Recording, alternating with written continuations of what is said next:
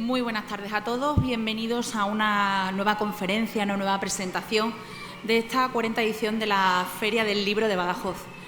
La verdad que tenía muchas ganas de sentarme con Albert porque, por supuesto, habiendo tocado él mucho más los palos audiovisuales, el cine, yo también me he ido, la formación mía también viene por ahí.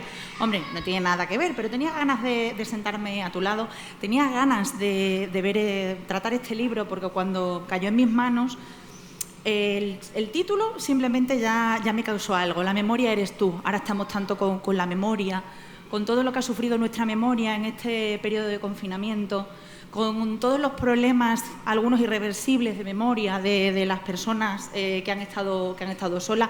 Luego ya me puse a leerlo y fui entendiendo un poco más el tema. Fui entendiendo la vida de Homero.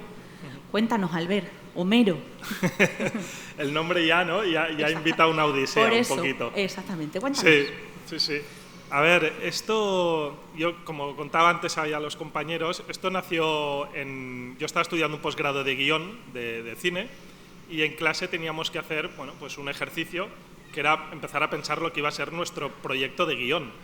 Y entonces se me ocurrió, mi proyecto inicial era mucho más banal, porque en realidad era un proyecto que iba a tratar sobre un anciano al que desahuciaban, un anciano viudo.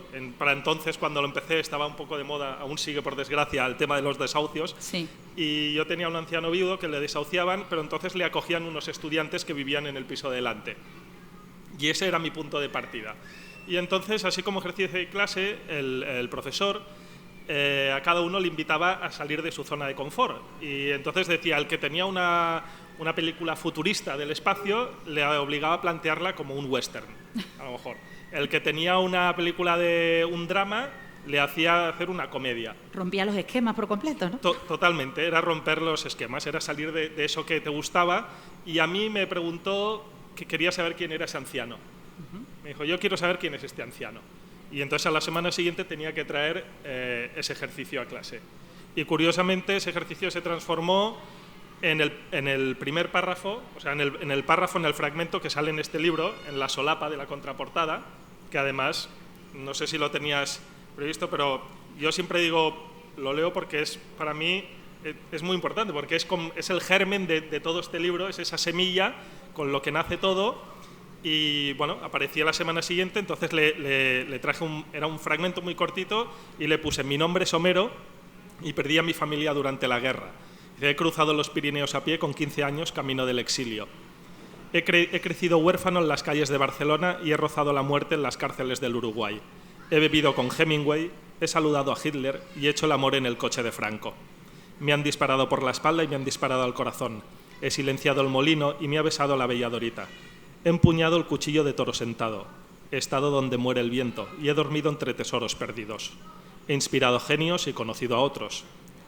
He bebido hasta caer, he reído hasta llorar, he soñado, he robado y he matado. Y me he enamorado 3 veces, las 3 de la misma mujer.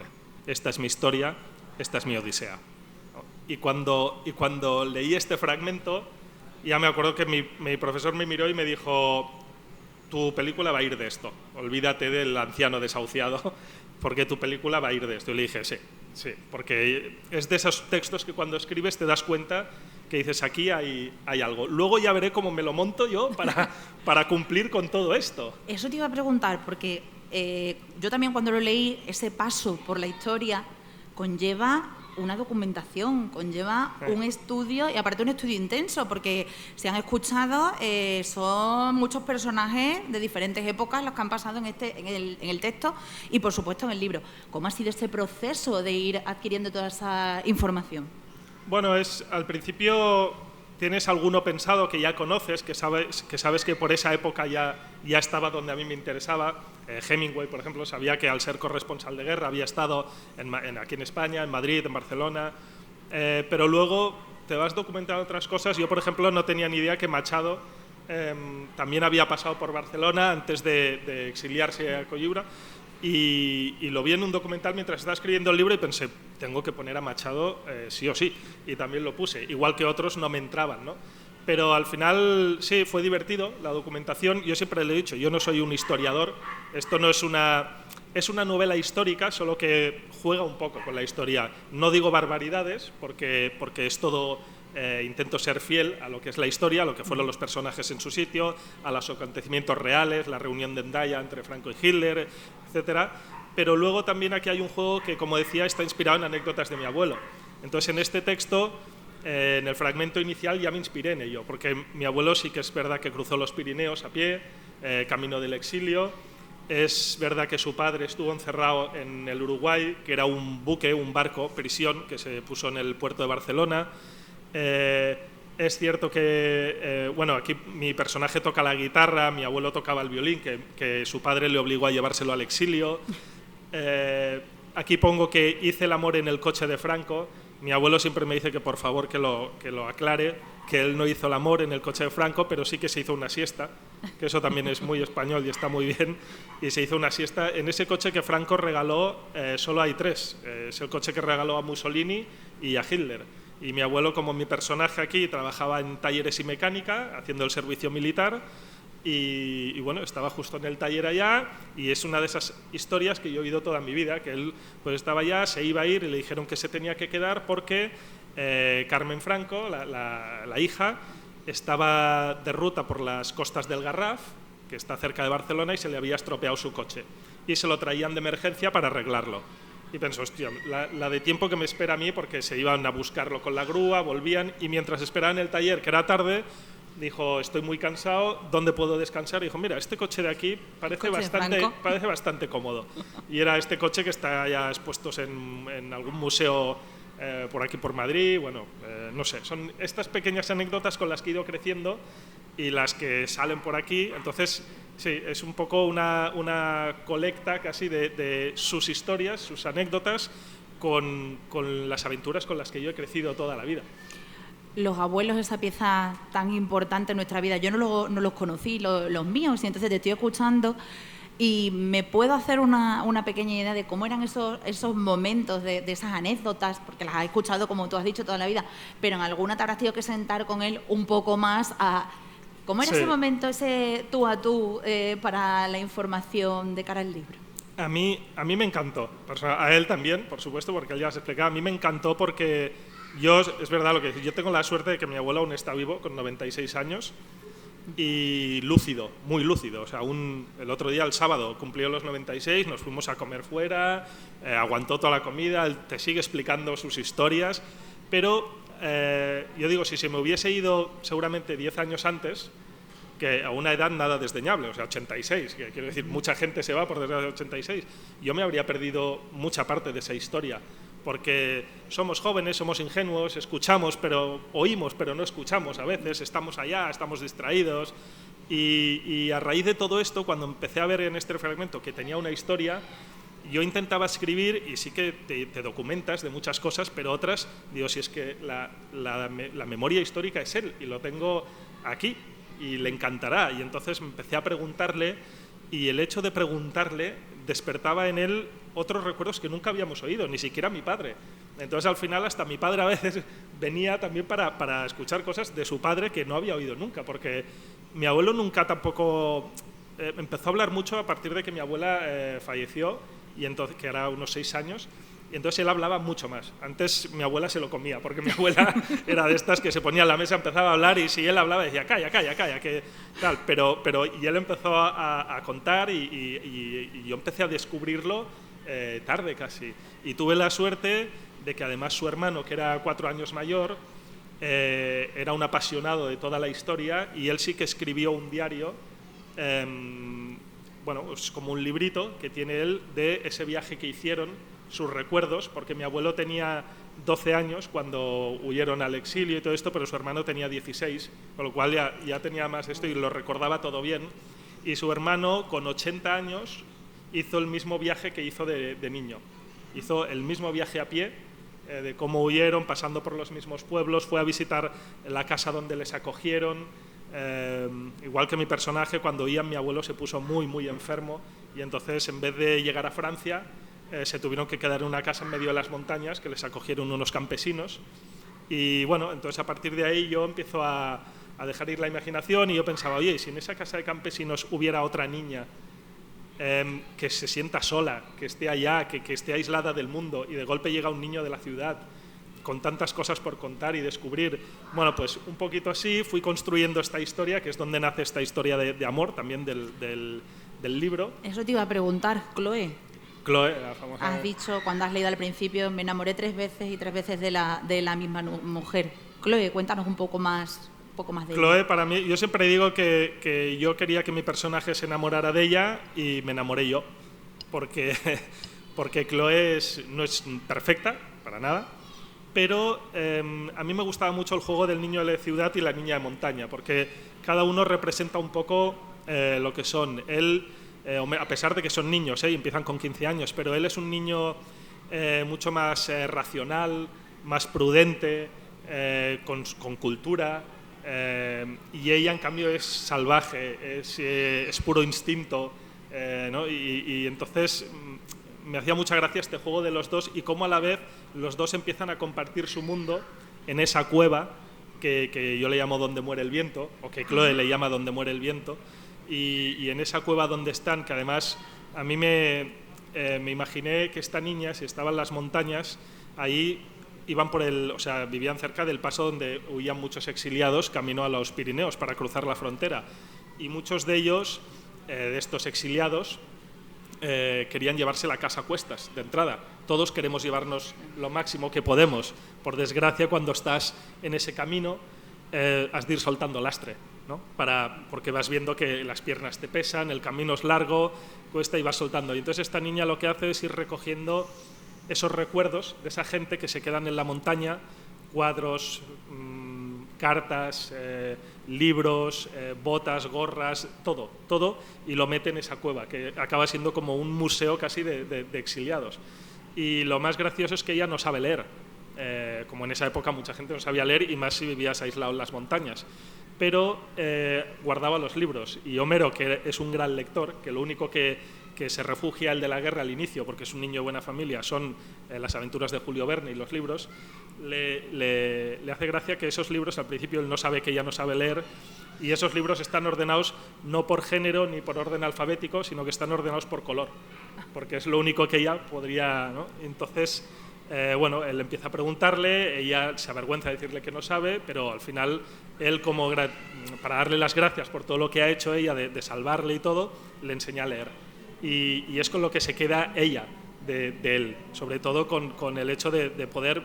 Es una manera que ella tiene de escapar de esa cueva, de esas montañas, y viajar y leer todos esos libros. Entonces este libro, aunque es un libro de aventuras, es un libro de acción, es un libro de historia, no deja de ser un canto también a la literatura y a la música, porque la música también juega un papel importante. Eso te iba a preguntar, has dicho dos aficiones, ¿no? La música, la guitarra y los libros. Nos has hablado de la parte de los libros. La música, ¿qué importancia tiene en la memoria eres tú? La música, todo nace en esa cueva al principio, luego ya vemos que como es a lo largo de una década, se van encontrando, pero en esa cueva, él siempre, al principio del libro, está escrito en primera persona, son sus vivencias, y él explica que a él le encantan los libros y que la guitarra, que sus padres le obligaban a hacer clases de guitarra, pero que a él no se le da bien, porque requiere un tiempo que él prefiere salir a chutar la pelota abajo y ya está.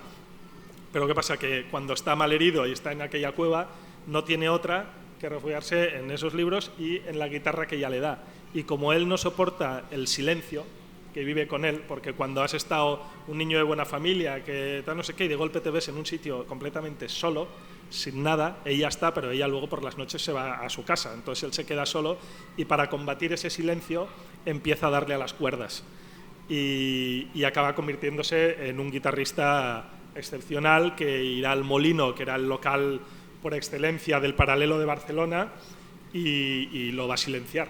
O sea, quiero decir, con su música va a conseguir que un local donde habían vedettes medio desnudas, donde tal no sé qué, acaba todo el mundo fascinado y casi llorando pues por eso, ¿no? Entonces, no me preocupa hacer estos mini spoilers, que se dice, pero porque siempre he pensado que, igual que el fragmento que he leído, al final, este libro no es un libro de ¿y qué pasará? ¿Y qué pasará? Que también, pero sobre todo es ¿y cómo puede pasar lo que pasa? ¿No? ¿Y cómo llega a pasar todo esto? ¿Y cómo se escapa de esto? ¿Y cómo sale de lo otro? Y en parte es porque es un viaje del héroe, Es un niño que parte de nada y que va creciendo y madurando, y los personajes que se encuentran en ese camino le van a ir enriqueciendo y le van a ir enseñando. De los personajes te quería preguntar, porque claro, hemos visto el elenco histórico, luego tenemos los secundarios, ¿no? Los que ayudan. Vivimos un país de grandes secundarios en el cine, ¿no? Nada más que hay que ver películas españolas y ahí tenemos una gran cantidad de ellos, y que son la base en realidad de muchas de ellas. Sí. ¿Cómo aunas esos personajes, los reales, los históricos, con esos otros personajes ficticios, con los secundarios? Para mí los secundarios son siempre, yo encuentro que son una parte fundamental, ya no de este libro, sino creo que de toda historia casi, porque son los que te dan respiro también, los que te hacen ver a través de los ojos de ellos cómo es ese personaje también, ese protagonista. Y yo los considero ya mi familia, casi esta gente. Y me hace mucha gracia y me encanta cuando la gente que lo ha leído me escribe por redes, me envía mails, tal, diciéndome que se han enamorado de este personaje, del otro, que a veces son personajes que no tienen muchísima presencia, pero que la poca que tienen cala. Y se queda con el lector porque se les entiende, depende igual que las situaciones, depende de la vivencia que esté en ese momento el lector, pues habrán cosas que le llegarán más, otras que le llegarán menos. Y estos personajes, claro, Homero cuando vuelve a Barcelona, después de dejar esa cueva de la que hablábamos, se encuentra con una ciudad destrozada, que está casi al final de la guerra ya, una ciudad gris, como está su momento también. Muchas veces reflejo la ciudad con el momento del personaje, y entonces se encuentra con ese ratero, ese niño pillo que ha crecido en las calles y que con él la guerra no podrá, porque él ya ha vivido su propia guerra personal casi antes de que todo el mundo la viviera, y se alimenta de él. Es ese niño el que le ayudará a sobrevivir sin nada en las calles, que le va a enseñar, que le va a despertar esa picardía que ese niño mimado de familia buena no tiene y que no habría podido sobrevivir. Igual que Chloe le aporta lo que es la experiencia de ese primer amor y enamorarse y descubrirlo, porque no tienes nadie que te explique lo que son las cosas. Ahora a mí si me pasaba, yo iba a mi casa, le explicaba a mi padre igual lo que pensaba tal, y él me daba ciertas pautas, pero si estás solo, tú no sabes si eso que estás sintiendo se llama amor, si se llama de otra cosa, tú sabes que sientes solo. Y este es un libro muy de sentir. Y con Polito pasa lo mismo. Polito refleja lo que es la amistad de dos personas totalmente distintas, que seguramente en otras circunstancias no se habrían encontrado nunca, pero que la guerra y la situación les ha llevado a donde están, y gracias a los dos pues van sobreviviendo, ¿no? Lo mismo pasa con Lolil, la enfermera, que acaba dándole mucha vida a Polito. Lo mismo pasa con el Capitán Amat, que se acaba transformando en un mentor para Homero, casi un segundo padre.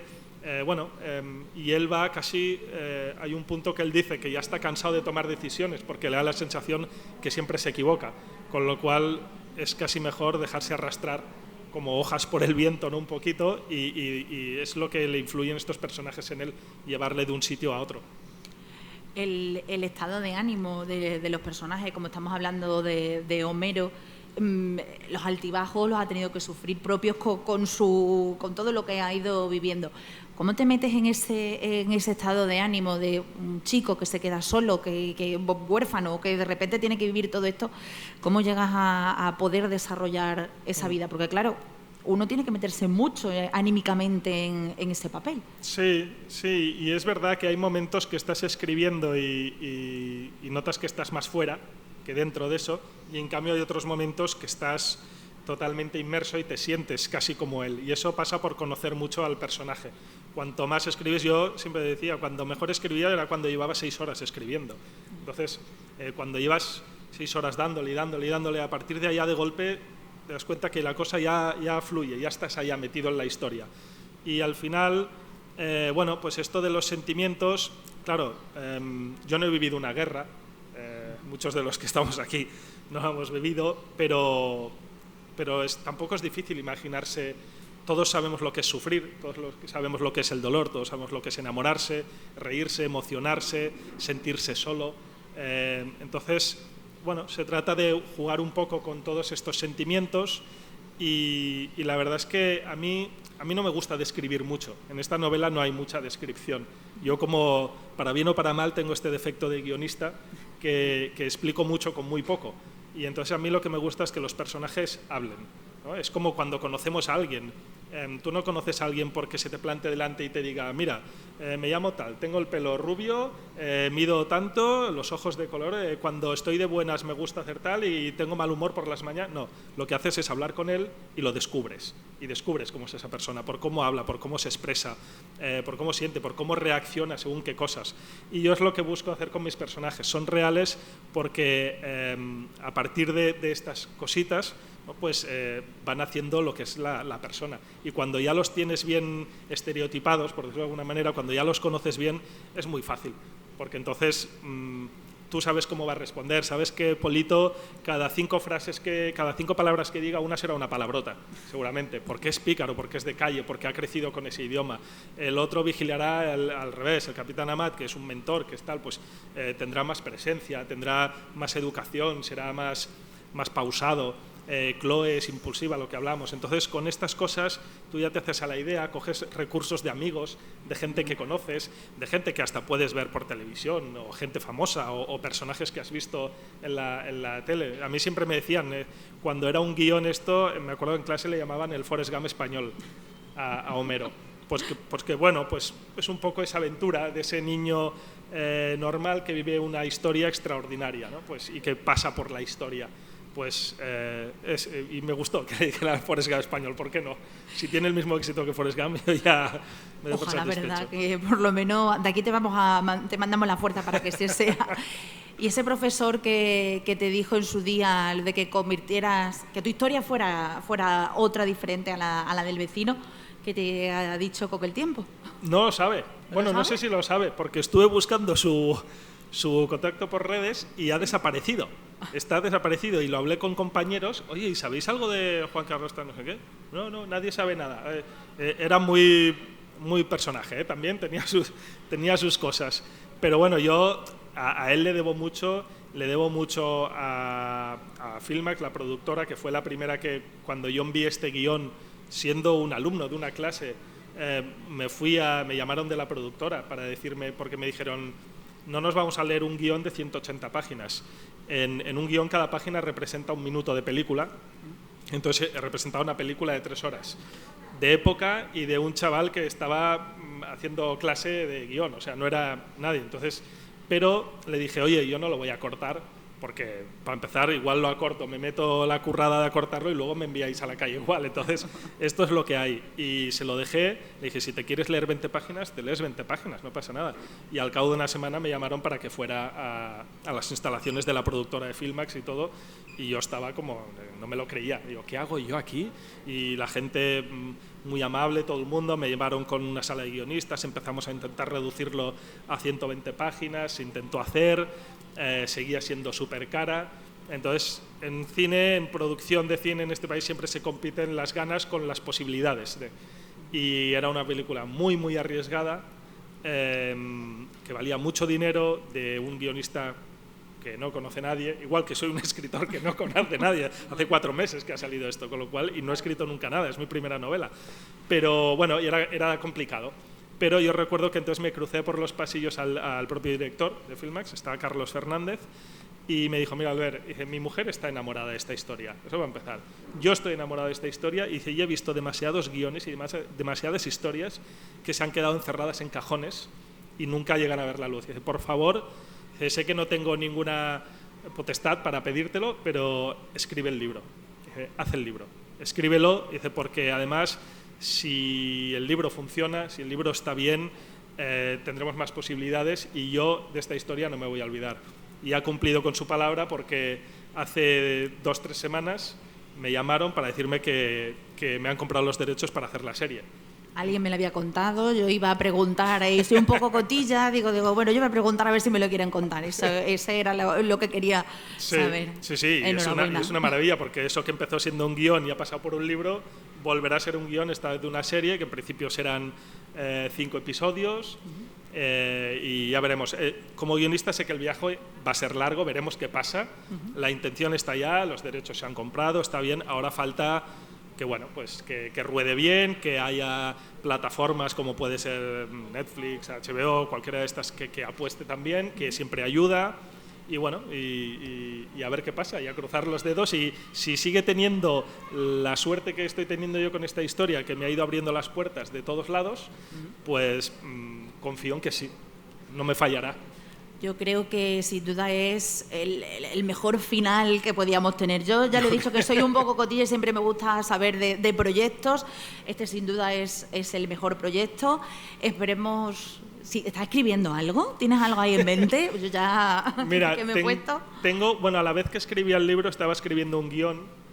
O sea, digamos, cuando digo que esto me ha abierto las puertas, sí. Cuando no se pudo hacer esta película, que fue hace 5 años más o menos, yo me fui y al cabo de 2 meses me llamaron de Filmas porque tenían una idea para una película, pero querían a un guionista, y como les gustó tanto lo que había escrito y cómo estaba escrito, me lo encargaron a mí, y fue el primer guión que me encargaron. Y ahora parece ser que ya hay directora. Bueno, parece ser no, hay una directora que ya está, que además es Carlota Pereda, ganó el Goya al mejor corto el año pasado, y a finales de año, si todo va bien, en principio se empieza a rodar. Yo siempre lo digo con la boca pequeña, porque en esto del cine y de las producciones es todo bien, igual luego acabamos de aquí 3 años y aún no. Pero sí, esto era un guión que en principio, con suerte, podremos ver la película el año que viene. De momento no me dejan decir el título tampoco, o sea, no puedo decir el título. Pero, y de escribir, lo que pasa es que durante este proceso, yo empecé este libro sin hijas y ahora tengo 2 niñas ya. Una de 4 a punto y otra de 1. Y es muy difícil escribir con niñas en casa. Sin niñas era más fácil. Con 2 niñas por allá, este último año de confinamiento encerrado, una nació en pleno confinamiento, en mayo.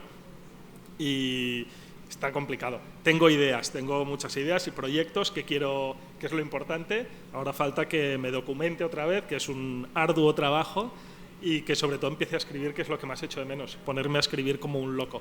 Pues estaremos ahí detrás, Albert, porque queremos que sigas viniendo. Dices que hace 4 meses salió el libro, has dicho, no me conoce nadie, no te preocupes que te vas... Me van conociendo. Exactamente, no te preocupes que vas a seguir, vamos a querer contar contigo, te agradecemos que estés en el número redondo para nosotros, 40 años, 40 ediciones de los libros en la calle. Ya lo pensé yo, tiene esta feria más años que yo.